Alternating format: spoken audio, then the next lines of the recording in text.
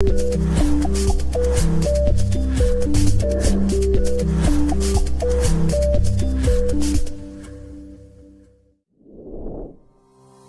morning all, I'm Scott Underwood. I wanted to share an experience I had recently where I just followed my urge, for lack of better words. On a given weekend, I had this strong sense that I should just go out and go dancing. I've been taking dancing lessons. I was afraid to put myself on the floor, but this is country western dancing and I'd been interested in it. So I followed my energy that day. And I kept questioning, why am I feeling like dancing? Why am I feeling like dancing? This is unusual for me. But I did follow it. I did go out. And there's a nice little country bar here in town called Tom Ryan's. I get to the bar early because I wanted to get a seat near the floor to watch people dance. Country two-step, country swing, etc. I wanted to see if they knew something I didn't before I got brave enough to get out on the floor. With this, a woman and her girlfriend sit across from me at the table I'm at. I thought, this is great, got somebody to talk to, and she accessed me right away. She'd had plenty to drink, and I looked at her girlfriend and I said, hey, who's driving? Because I was concerned. And the girlfriend said, I am, and I said, great. Well, anyway, with this, we start conversation.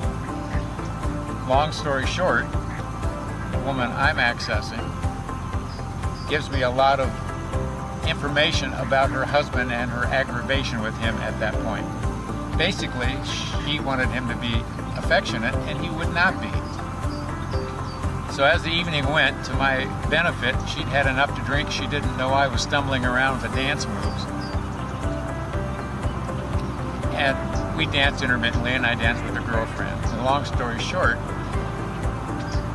she enjoyed the contact with me just from a physical need of wanting to be held.